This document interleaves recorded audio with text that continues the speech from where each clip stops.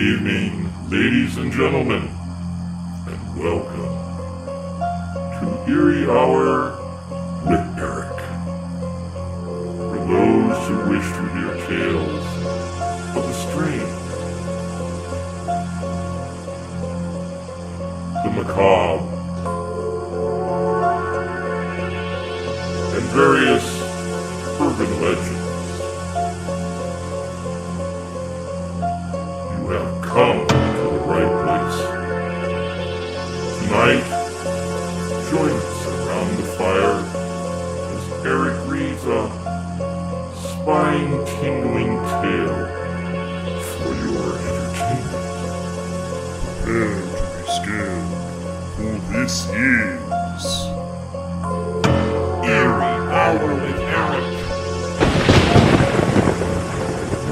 And now, ladies and gentlemen, here is your host, Erich.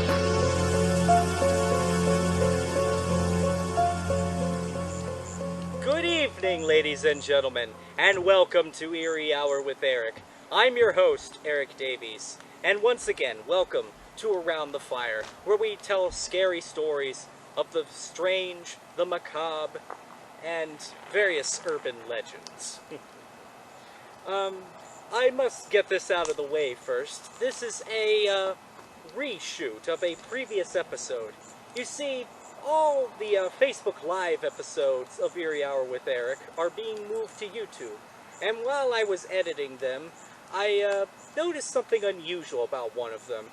You see, there was a technical error, and it caused me to skip out a major part of the story that was being told. Well, tonight, ladies and gentlemen, this is a retelling of that story. First, let me get my reading glasses. That's better.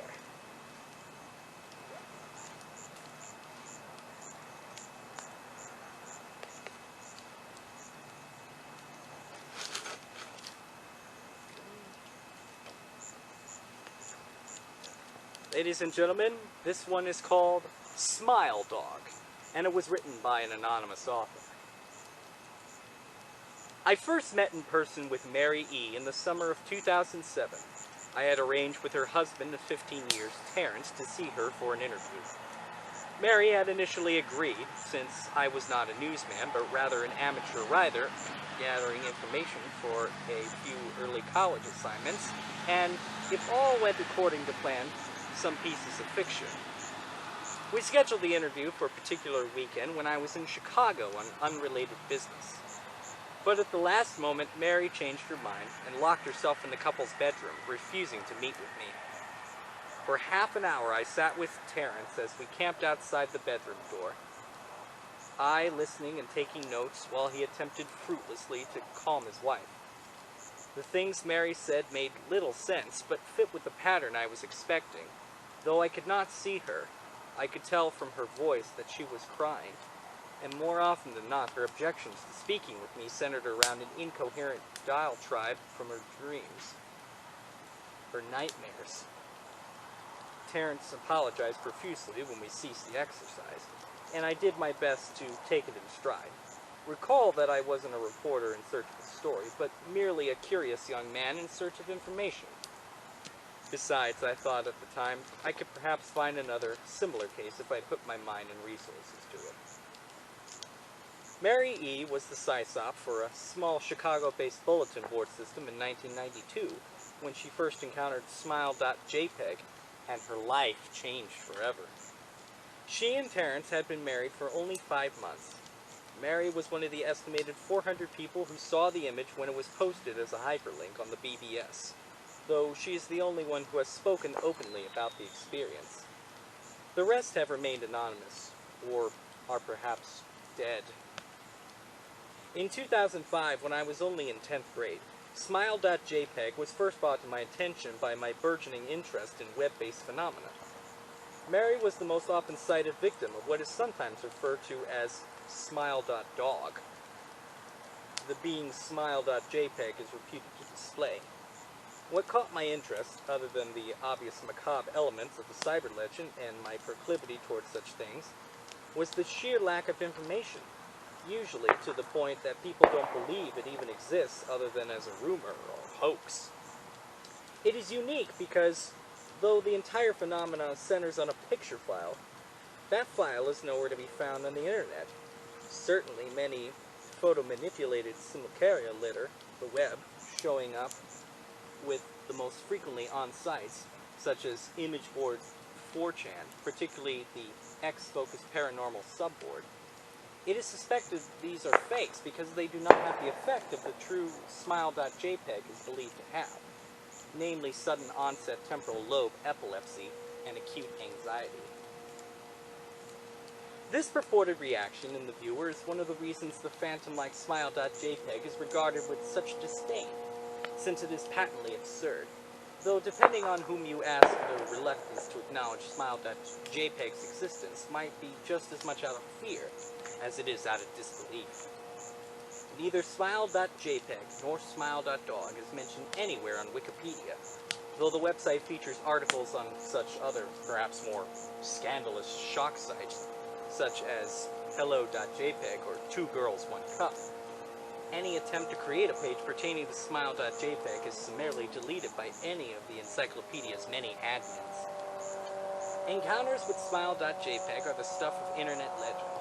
Mary E's story is not unique. There are unverified rumors of smile.jpg showing up in the early days of Usenet, and even one persistent tale that, in 2002, a hacker flooded the forums of humor and satire website Something Awful with a deluge of smile.dog pictures, rendering almost half the forum's users at the time epileptic.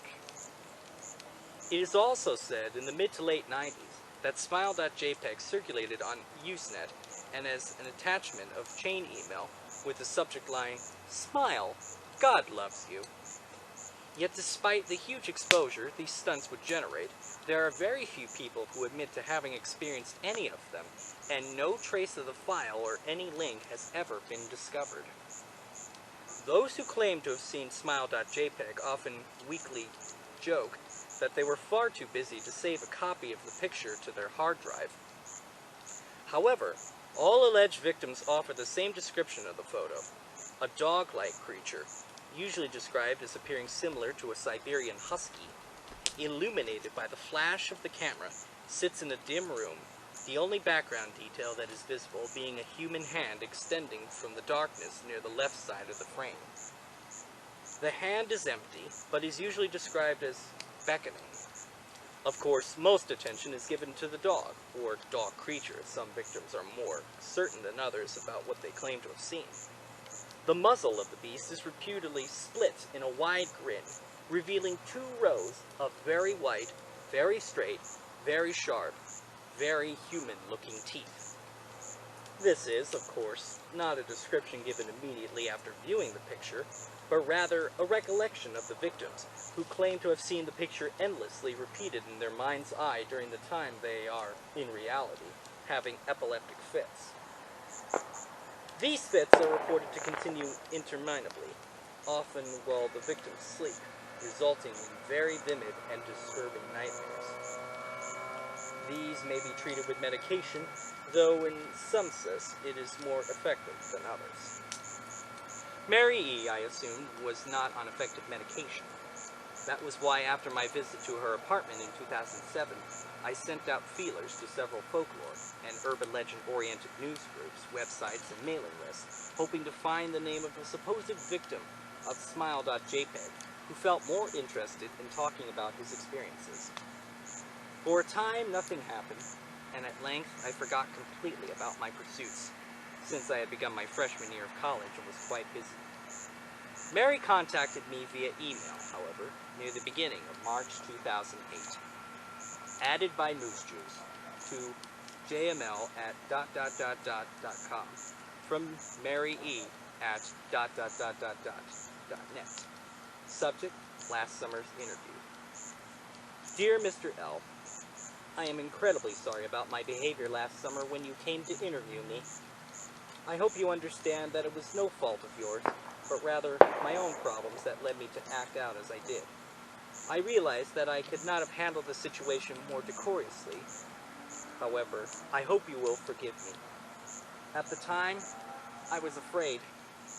You see, for 15 years, I have been haunted by Smile.jpg. Smile.dog comes to me in my sleep every night. I know that sounds silly, but it is true. There is an ineffable quality about my dreams, my nightmares, that makes them completely unlike any real dreams I've ever had. I do not move and do not speak. I simply look ahead, and the only thing ahead of me is the scene from that horrible picture. I see the beckoning hand, and I see Smile.dog. It talks to me. It is not a dog, of course, though I am not quite sure what it really is. It tells me it will leave me alone if I do as it asks. All I must do, it says, is spread the word. That is how it phrases its demands, and I know exactly what it means. It wants me to show it to someone else. And I could. The week after my incident, I received in the mail a manila envelope with no return address. Inside was only a 3.5-inch floppy diskette. Without having to check, I knew precisely what was on it. I thought for a long time about my options. I could show it to a stranger, a co-worker. I could even show it to Terrence, as much as the idea disgusted me. And what would happen then? Well, if Smile.dog kept its word, I could sleep. Yet, if it lied, what would I do? And who was to say something worse would not come for me if I did as the creature asked? So I did nothing for 15 years. Though I kept the diskette hidden among my things. Every night for 15 years, Smile.dog has come to me in my sleep and demanded that I spread the word. For 15 years, I have stood strong, though there have been hard times. Many of my fellow victims on the BBS board, where I first encountered Smile.jpg, stopped posting. I heard some of them committed suicide.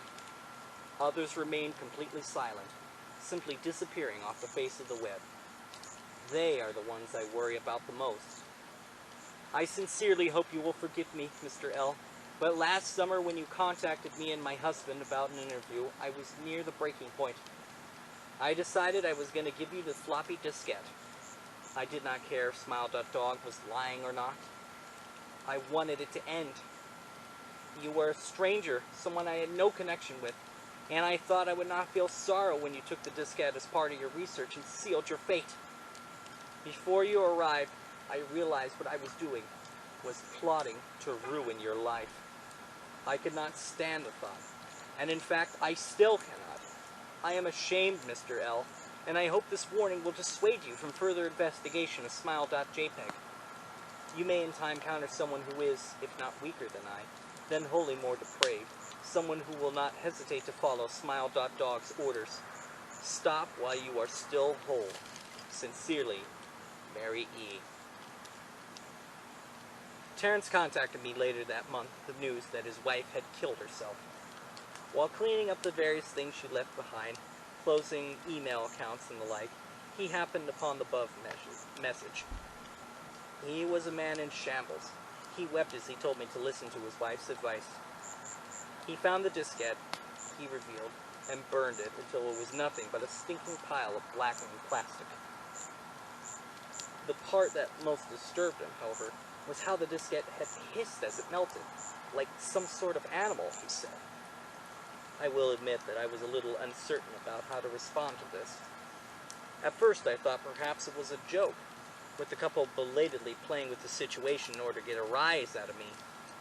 A quick check of several Chicago newspapers, online obituaries, however, proved that Mary E. was indeed dead. There was, of course, no mention of suicide in the article. I decided that, for a time at least, I would not further pursue the subject of Smile.jpg, especially since I had finals coming up at the end of May. But the world has odd ways of testing us. Almost a full year after I returned from my disastrous interview with Mary E., I received another email. To jml@.com from elzahir82 @.com. Subject, smile. Hello. I found your email address through a mailing list. Your profile said you are interested in Smile Dog. I have saw that if it's not bad as everyone says, I have sent it to you here. Just spreading the word. The final line chilled me to the bone. According to my email client, there was one file attachment called, naturally, smile.jpg. I considered downloading it for some time. It was mostly like a fake, I imagined, and even if it weren't, I was never wholly convinced of smile.jpg's peculiar powers. Mary E's account had shaken me, yes, but she was probably mentally unbalanced anyway. After all, how could a simple image do what smile.jpg was said to accomplish? What sort of creature was it that could break one's mind with only the power of the eye? And if such things were patently absurd, then why did the legend exist at all? If I downloaded the image, if I looked at it, and if Mary turned out to be correct, if Smile.dog came to me in my dreams demanding I spread the word, what would I do? Would I live my life as Mary had, fighting against the urge to give in until I died? Or would I simply spread the word, eager to be put to rest? And if I chose the latter route, how could I do it? With whom would I burden in turn? If I went through my earlier intention to write a short article about smile.jpg, I decided I could attach it as evidence, and anyone who reads the article, anyone who took interest, would be affected. And even assuming the smile.jpg attached to the email was genuine, would I be capricious enough to save myself in that manner? Could I spread the word? Yes. Yes, I could. Well, ladies and gentlemen, would you spread the word? Would you do as smile.jpg says? You decide. And like everything else in life, I must be off. Ladies and gentlemen, thank you so much for tuning in to tonight's reshoot of Eerie Hour with Erich. I'd like to thank you all so much, those who liked my Facebook page. If you haven't, go on to Facebook and click on Eerie Hour with Erich and give my page a like. I would really appreciate it. Also, subscribe to my channel and give this video a like if you enjoyed it. And also, don't forget to share it if you wish. And tell your friends, tell your co-workers, tell people you know about Eerie Hour with Erich. And before I depart, remember this. Dreams can become nightmares, but at the same time, dreams can also become reality. But can nightmares become reality?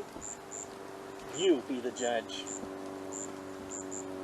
Until next time, ladies and gentlemen, I'm Erich Davies, and tune in for the next episode of Eerie Hour with Erich. If you dare!